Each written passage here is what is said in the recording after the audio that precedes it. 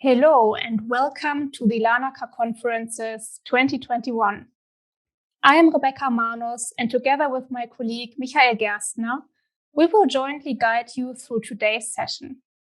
On behalf of the conference team, we are pleased to welcome all our panelists here with us in the virtual panel room, as well as our audiences who are following us on the YouTube stream. Welcome. The Larnaca-Conferences, established in 2018, focus on the prevailing topics of our age. They function as a social sculpture. The goal is not necessarily to find more answers. We already have enough. What we need is active, intelligently directed interaction between people of different backgrounds, education, and worldviews. To quote Gitta Peyn, what we need is human superintelligence. And it was great to see that during the weeks leading up to the start of the conference today, the forming of a social sculpture across different social media has already begun. The topic of today's session is climate catastrophe. But before we go more into depth here, please allow a few minutes to introduce the course of the session and welcome our panelists one by one.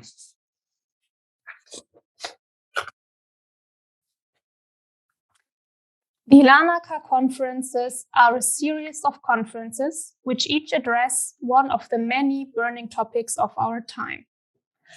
All participants and all panelists have received the link to the keynote before to familiarize themselves with the thoughts of our keynote speaker. Today, this is Dr. Martin Frick.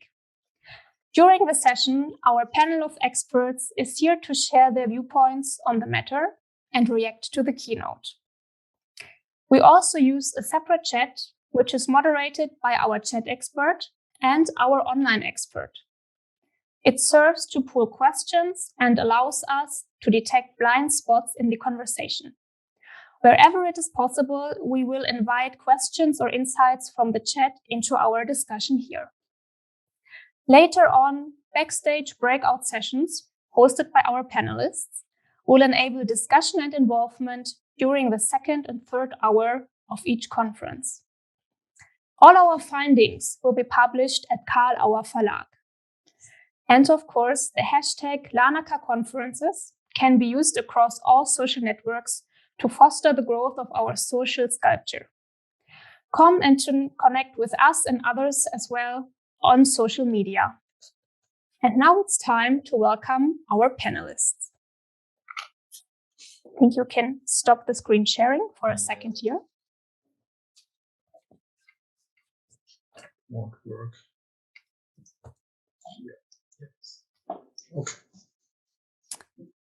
And maybe we could start with welcoming Sebastián. Mm-hmm. Yes, it's my honor to welcome our first panelist. He's a Chilean sociologist with studies and practices in social action research and the field of human communities and the generation of well-being. He is a disciple and apprentice of Umberto Maturana, which gives me a severe fanboy moment, I have to say. And Ximena Davila, and has researched cultural biology of human existence. The main focus of his work and experience as a researcher has been to discover the relational dynamics that generate value and well-being in communities and organizations. He has participated in research all over the world, like the US, Chile, Brazil, China, and Sweden. He has experience in social innovation ecosystems as a researcher and mentor of projects and ventures. He currently serves as an international speaker, consultant, and mentor for Matristica. Is that right?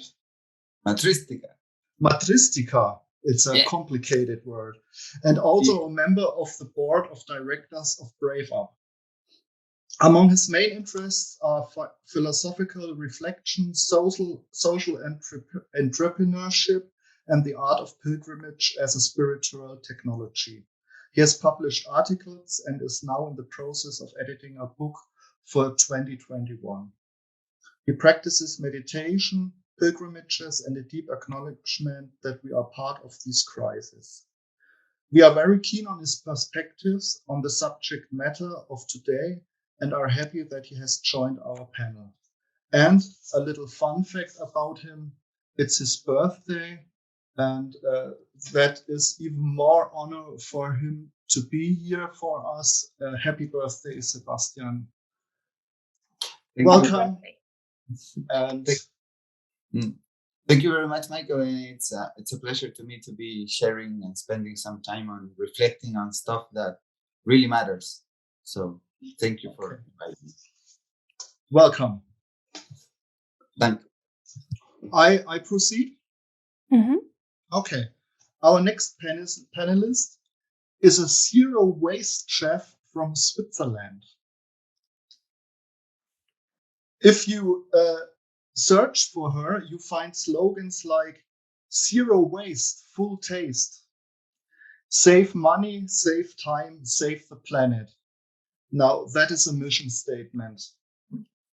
She recently left her career as a professional chef in a Michelin-starred restaurant and is currently preparing to travel the world in a tiny sailboat while giving online cooking classes from there. Her goal lies in educating people in developing sustainable cooking skills with wholesome knowledge about everything involved in the process of preparing good food. Even the growth of the products is considered. She proclaims a passion for food and nature. To quote, "For me, cooking is about creating something greater than the sum of its parts, achieving harmony between palate and planet, and bringing out the best of what nature has to offer." On www.newwavecooking.com, you can find everything about her fascinating endeavor, which seems to have proceeded in the next stage. The crowdfunding seems to be completed, and we are glad to welcome her on our panel. Welcome, Johanna Geisenhainer, or Chef Joe. Thank you so much. Yes, thank you for being here. And now I have the honor to introduce Gitta Peyn to you. Gitta is an economist and founder and director of the FORMWELT Institute, initiator of the Larnaca-Conferences, co-inventor of FORMWELT and Weltform, and a systems researcher and cyberneticist. For many years, Gitta has studied conflict systems in subsystems of society, ideological contexts and conditioning systems, and provides new insights into conflict and complexity management via artificial emulations resulting from Weltform research. She is enthusiastic about FORMWELT, and I can absolutely say that is true. She is enthusiastic about FORMWELT language-based systemic education and understanding-oriented communication as key factor to the great crises of today and tomorrow. She advocates structure-based transformation processes based on individualized freedom ethics and writes, among others, for Karl Auer Verlag about her now more than 30 years of research on complex decision-making systems such as human cognition and communication. Gitta loves marzipan and swimming and can talk for hours about language, clarity, and complexity management until all listeners thinking marbles are smoking properly from all this spinning. Gitta, thank you so much for being here today. Thank you. It's a pleasure. And thank you for making this happen. Very, very welcome. And I would at least like to share a few words about our keynote speaker, Dr. Martin Frick, who unfortunately could not make it today to this session. But Mr. Frick is actually the newly appointed director of the UN World Food Programme Global Office in Berlin. And he is looking back on a long-standing career within the UN, where, amongst others, he has developed the founding narrative of climate justice as the program director for former Secretary General's Kofi Annan's foundation. We would have loved to have him here today, but as you know, life is always turbulent and you cannot foresee things. So we are happy to welcome our other panelists and start the session with you today. Maybe Martin will join later. With a little luck. Okay. To start the panel discussion, I'd like to highlight some key points from Dr. Frick's keynote. We are running out of time. There is a catch-22 situation between the UN, which formulates a long-term perspective for humankind, and single nation interests. Also, government periods are short-termed, CEO periods even more. Global market transactions are made in microseconds. Everything seems more and more focused on smaller periods of time.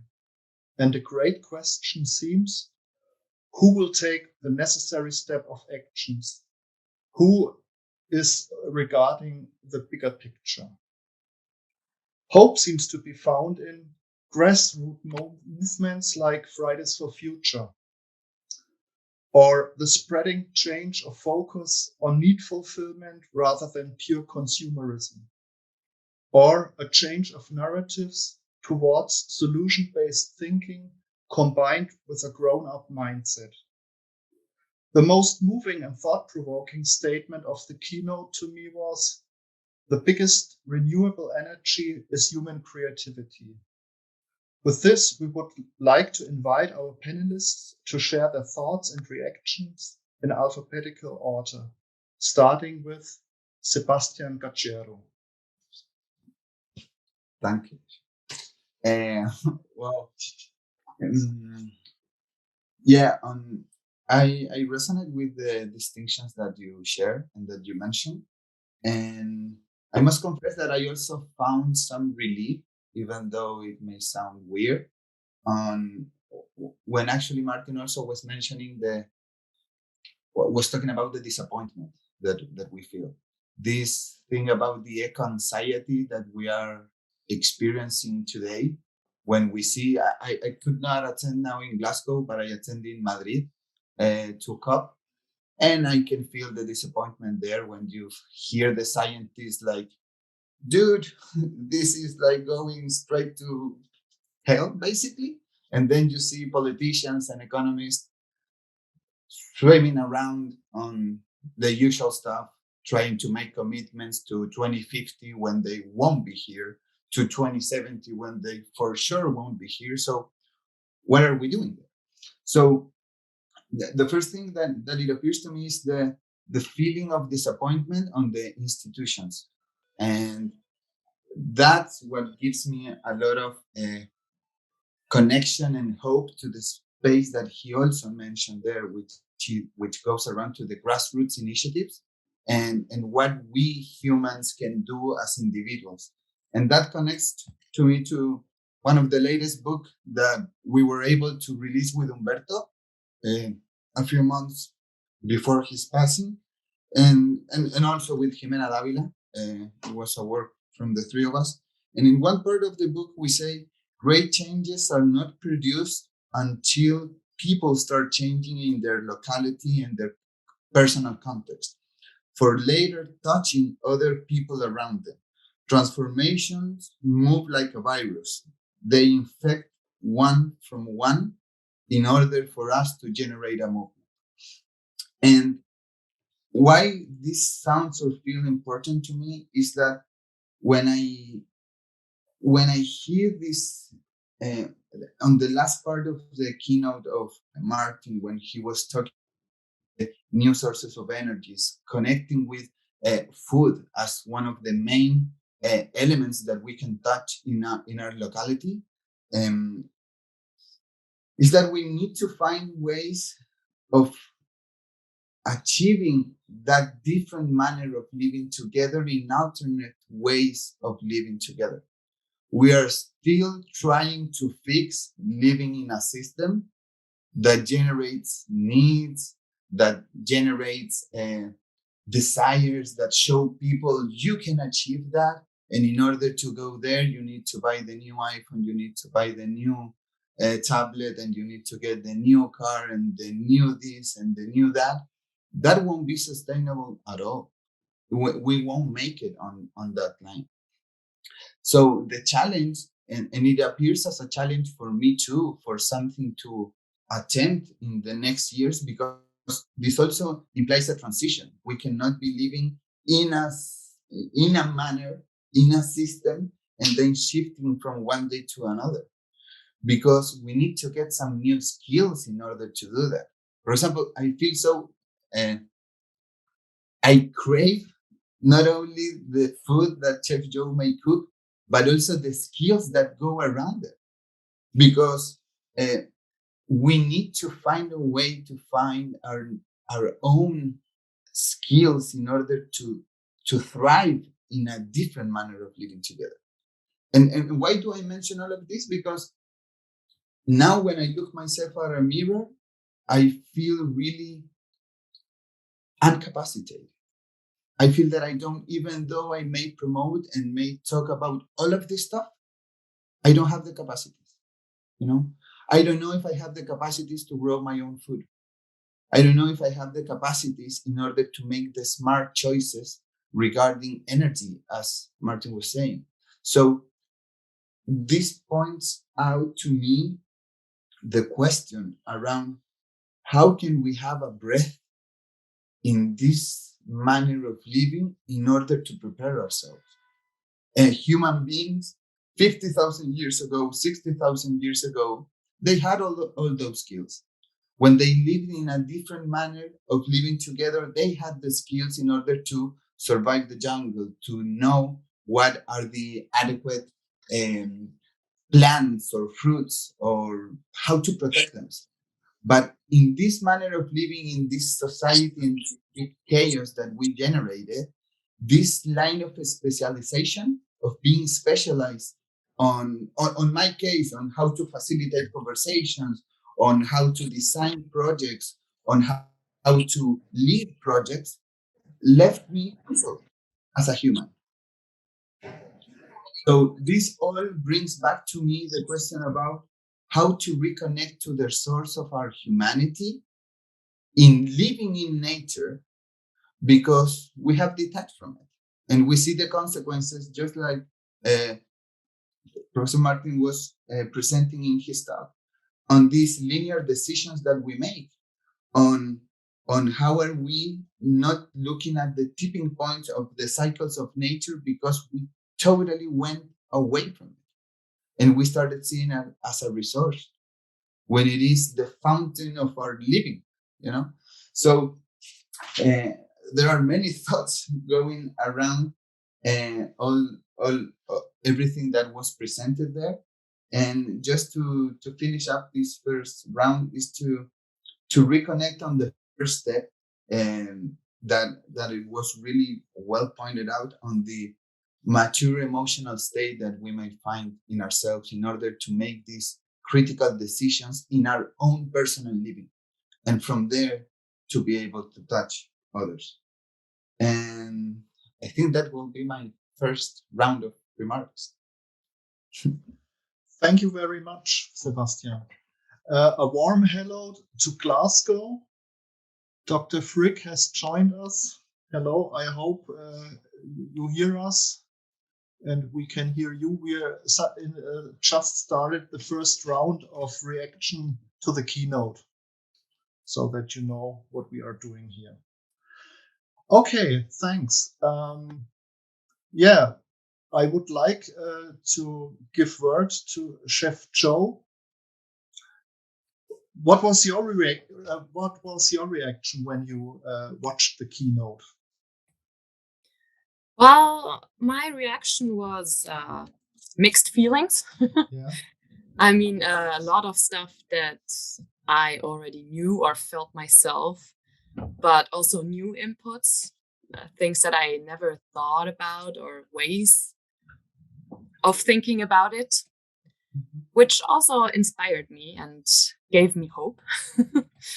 I mean, I don't want to give up hope, even though it seems to be very, very difficult for a lot of people, or for the world to change.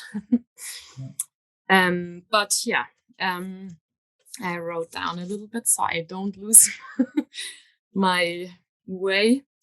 Yeah, as Martin Frick said, it is time to change something. We all know that, and it has been for a long time already. And he also mentioned that food is one of the biggest problems. And yeah, to me, that is also, very important. And that's why I decided to create those online cooking classes where I can teach people new ways of thinking about food, new ways of looking at food, at the product. Yeah, I think that a lot of people, when they think about change and climate crisis and everything, they kind of look at people in power. They're like, okay, go ahead, fix the world. But I don't want to wait for that, because who knows how long that's going to take. So I think the change has to start in ourselves. We have to start changing. So yeah, it can become a movement and everyone starts changing. And I think that's pretty much the only chance we have. And I think zero waste cooking is actually a great start, because most of us eat 3 times a day. And yeah, takeaway is with all its plastic and tin foil is clearly not very ecological way of that. So I think cooking from scratch is more tasty. It is healthy, obviously, and it's definitely way more sustainable. And I think that's the direction we have to go. And zero waste cooking doesn't mean giving up your favorite comfort foods or anything like that. It just means improving them, maybe reinventing them in a new, creative, and delicious way. For me, cooking starts at buying the ingredients, which I think is best to go to a farmer's market or the farmer himself. So you can actually see where the food comes from. You see the quality of the food. And you also know it didn't have to travel around the whole world to get to you. It also makes it easier to get the whole veggie or fruit from leaf to root, because nowadays, when you go to the shop, you don't really get them leaf to root. You just get what we're used to eat. Also, for example, the cow from nose to tail. I think it's such a shame that everyone just wants to have the fillet, the Edelstück, the noble piece. That's not the right word, but yeah. So I think if you have the capacity in your freezer, or if you have the friends to share a cow with, that makes way more sense. Or if you can't, then go to the butcher and ask him, what do you usually not sell? It's cheaper, it's still good quality, and it's perfect for slow cooking and tastes so good. So I think we just have to rethink like this mentality of always wanting the best piece, even though I do not think that taste-wise the filet is really the best piece. Yeah, I also think we have to kind of consume a bit less meat. That's definitely, I mean, for me, it's not a problem to be mostly vegetarian. I eat meat rarely. I still enjoy it from time to time, but I don't need it in that sense. And if I do, then I make sure it's organic, it's from around the corner and everything. But let's go back to the veggies. I like to talk about them more. So imagine you have a bunch of carrots and you cut off the greens and you peel off the skin. And then what do you do with that? Usually, I guess you would just throw it away. Do you even know that they're edible? do you know what to do with them? Well, because if you think about it, when you throw those parts away, that's like almost more than half of the whole veggie. And it's also the most healthy part, because in the greens and in the skin, there's most nutritional value and vitamins and all that stuff. So this is not supposed to be an accusation. It's just, I think, what we see and get taught as kids. Like at home, we see it in school when we learn cooking in school. It's what we see every day. So it's not our fault, I would say. I myself grew up very, very ecological. It was always important to save resources like electricity, water, everything, clean our plates. But also, we didn't eat the peel of the carrot. It ended up on the compost, not in the bin, so that's definitely better. It's nutrition for the plants in the garden and everything, so that is fine. But when you live in a big city, you probably don't have that opportunity.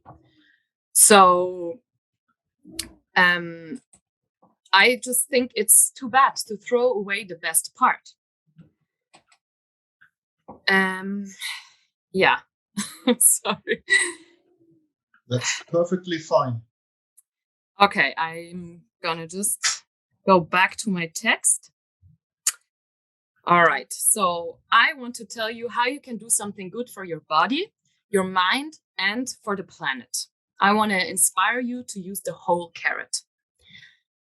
If you don't want to prepare the skin separately, you can just leave it on, because it doesn't change the dish at all. When the carrots are fresh, it's going to be just the same. Maybe healthier, but other than that, just the same. But if you're up for something new, you can make carrot skin pakoras, for example. They are super easy to make and very delicious. You just need chickpea flour, water, salt, and spices. Mix it together. Mix in the peel, onion if you like, and then fry it. And I think it's perfect for a snack or also as an apéro before your zero waste dinner. For the greens, I mean, you can do the typical thing that everyone does. Pesto is very delicious. You can put it in stews. Or my favorite thing to do at the moment is a salad, kind of wakame style. So it's like a seaweed salad, but with carrot greens. And it's very, very good. These are just a few of thousands of ideas for zero waste cooking that are already out there. And you can all experiment as well and find new ways to use the whole veggie. Yeah, or you can join my zero waste cooking classes and learn more from me. Thank you very much. I as a hobby cook, I feel very inspired to try some of your ideas for myself. Cool. Thanks. Okay, our third panelist after the keynote is Gitta. What are your thoughts and reactions to Dr. Frick's keynote? Thank you, Michael. From a global systemic perspective, climate crisis and the impending collapse of biodiversity are not only profoundly human, but also not solely reducible to tangible consumption of non-renewable resources. It is, from my perspective, a cognitive and a social crisis related to our social architectures, to how we think of humans, how we construct our schools and educational systems, and how we communicate with each other, conditioning each other into systems of dependency that prevent precisely the kind of complexity-aware thinking, speaking, and acting that we now need to functionally tackle the big problems. In his keynote address, Dr. Martin Frick pointed out how important it is for all people to be able to emancipate themselves in terms of the energy supply.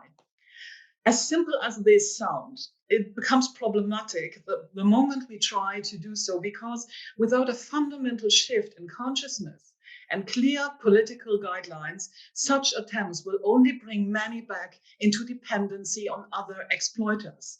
In this case, for example, the housing associations and greedy real estate sharks.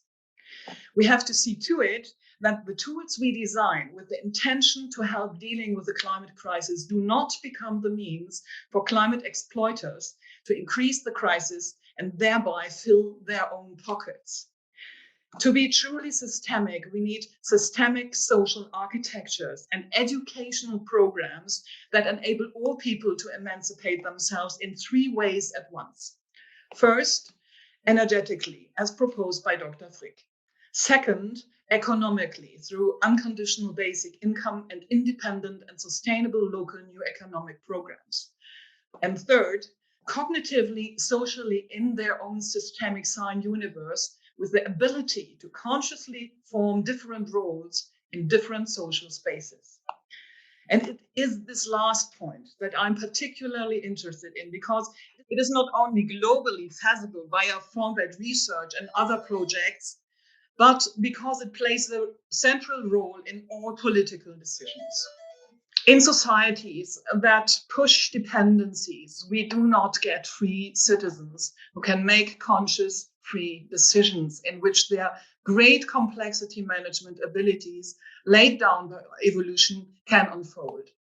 It is the limits of our current conditioning systems that cause societies where citizens cannot help but exploit each other globally and also locally, because they are taught at an early age not to ask certain questions, or because they are on the side of the exploited, who have completely different concerns than thinking about, for example, which organizational design for the company of the future is really sustainable enough. So while on the one hand, we have to insist intensively that energetic and economic emancipation becomes possible for every human being on this planet, at the same time, we have to provide tools, models, and programs that enable systemic educational and communication reflection with citizens who are able to use their increasing free spaces responsibly and future consciously, and who may also allow themselves the courage socially to criticize existing social architectures. Evolution has endowed all of us with the ability to deal with complex challenges in a multidimensional, highly differentiated, and fast-paced manner. Every child can learn in a way that we only rarely find in adults later on. And this is not because evolution has laid it out in us in this way, but these are consequences of our conditioning programs. Our educational systems are not systems for the free development of natural aptitudes, but to a large extent completely outdated, rigid conditioning institutions, which, understood as embedded in our society, work everywhere and not only in school. Accordingly, inadequate solution programs are developed everywhere, and we watch with horror that and how simply the political solutions we need to solve the most urgent problems do not come about. It is a systemic problem, especially of democratic states, which simply and for good reasons cannot bypass their citizens. The whole thing can be imagined in a circular way. If we address only politically, we fail because of our own lack of complexity awareness in the masses. By writing programs for development of complexity awareness and giving people the chance to make better use of their natural aptitudes, we will instantly get different politics and different politicians. So the questions I want to discuss with the participants in the breakout sessions and some of the answers we have already prepared on this from the FORMWELT research are: how can we manage to globally ensure that people can increase factually oriented complexity awareness in order to be better able to reduce the most expensive energy consumption of all. That is that of dysfunctional thinking, speaking, and acting that keeps throwing us all back into conflicts that no one needs. Conflicts caused by a lack of complexity management skills cost money, time, and energy. Imagine 30 minutes on YouTube is equivalent to the energy consumption of driving 6 kilometers in a Volkswagen Golf. Emotionally overwhelming conflicts lead to small and large social crises that devour vast amounts of resources we urgently need to master the life-threatening crises we face in the first place. Emotionally overwhelmed people consume cheap products and are less able to help those who are really in trouble. The climate crisis is a cognitive social crisis of global proportions. No man is an island. Everything, every single thought, every single communication, every single action costs systemically on a global scale, complexly interwoven energy, lifetime, and resources.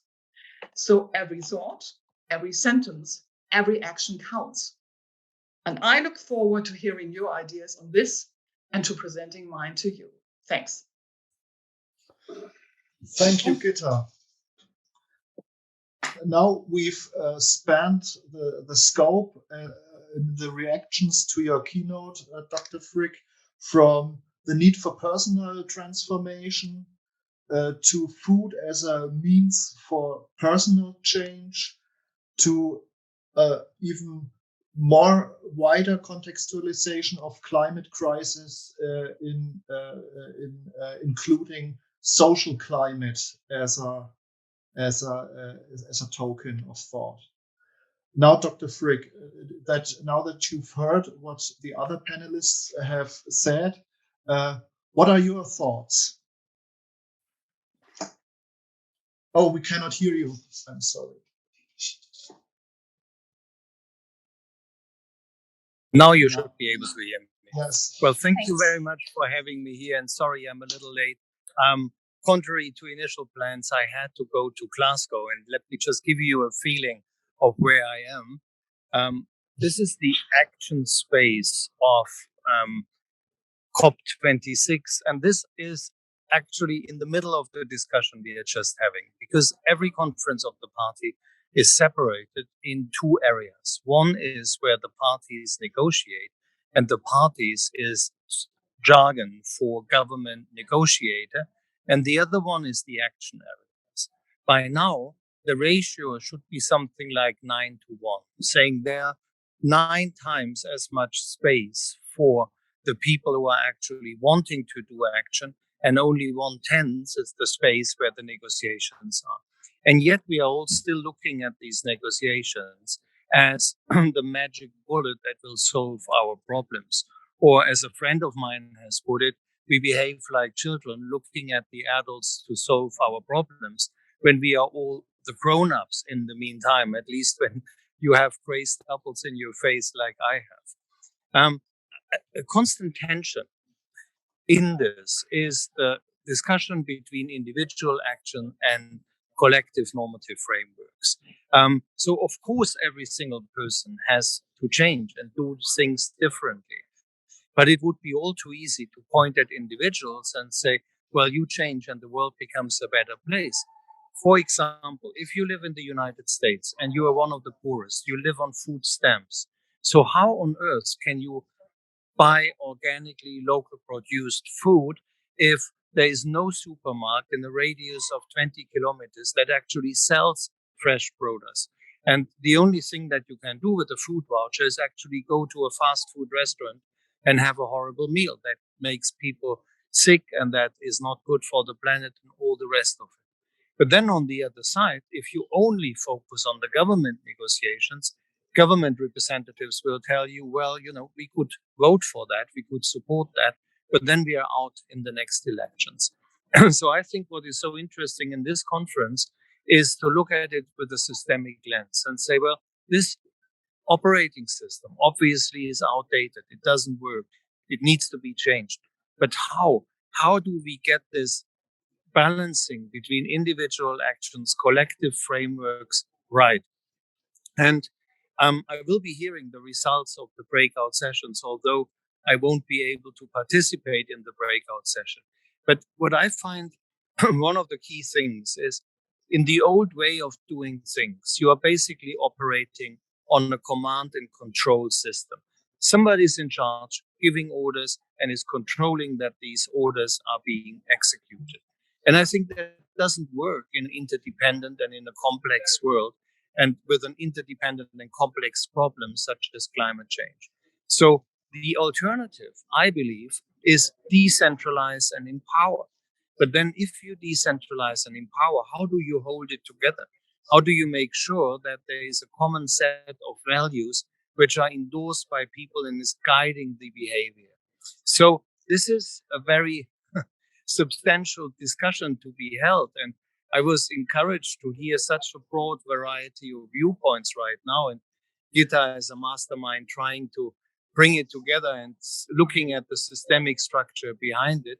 But this is the big question, because ultimately what we are having with climate change is not only an existential threat to our species, but also the opportunity to grow into a next level of consciousness and hopefully into a next level of organizing ourselves. I give back to you, moderator. I will be listening a couple of more minutes, but then with your indulgence, I have to go back to the conference room. Thank you so much, and all the best to all of you.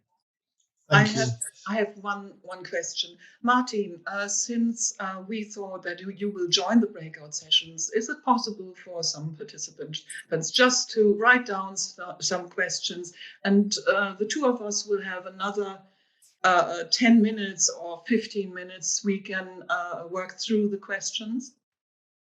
I could do that in about 45 minutes. No, I mean next week. Is that or the week. Too late? I thought about next week or the week after. So we can do our breakout sessions now without you. Yes. And the participants so would... conference is over. Yes, so the participants would be a little bit disappointed that they cannot ask you directly. We'll have something at least. Absolutely. We can do that. I might even be able to be coming back, and if I can come back, I will text and come in again. I'm sorry for this improvised setting, but this is a massive 22,000 people conference, and I'm just happy that I found a quiet corner here. Thank you. Thank you so much, Dr. Frick, for actually making the effort to join us, even from the corner of the conference. And we absolutely appreciate your support here. And also you mentioning that we need to move it forward together, which is the intention also of these conferences here and the sessions that we will have afterwards. With that, I'm actually welcoming Jürgen, our chat expert and online moderator here in this session as well, to just check with you, what have you read in the chat so far? What have the discussions been about? Anything we are missing, Jürgen? But you are still on mute, unfortunately. Sorry. Hello to everyone, to Dr. Frick and to the panelists. I was in charge of the chat today, and you can imagine that in the first hour, the chat participants listened to the panelists and also to the statements Dr. Frick gave us some minutes ago. But there were some comments which are striking, let me say. One comment is one part was referring to Dr. Frick's keynote. Everyone is waiting for the other. So there is let's say, a delay in taking action. Then they are grateful for the Friends of for the Future, for Fridays for Future movement, and there is a task to fulfill. One participant said, I find it quite difficult to experiment forward.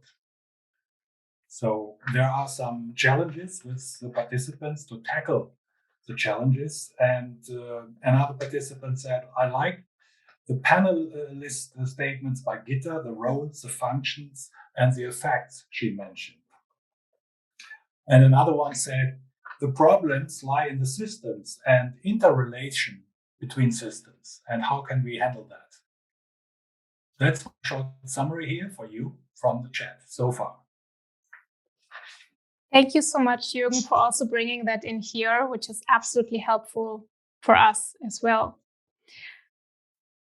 We would like to now also invite our facilitators to join us here online in the panel session, to at least say hello and introduce yourselves before we are starting the breakout sessions. But while they are maybe still dialing in, it's a good moment for me to thank everyone outside of the panel session, the audiences on the YouTube stream, for being with us, for chatting with us. Please stay tuned there. The chat will continue and you can have your own conversations there as well. And we would also like to welcome all the audiences who are joining us during the backstage sessions in a few minutes to join the respective links that they are finding on the linking page. With that, a good moment to introduce to you Hans, who will be one of the facilitators of one of the breakout sessions. And also Michael and myself will facilitate breakout sessions as well.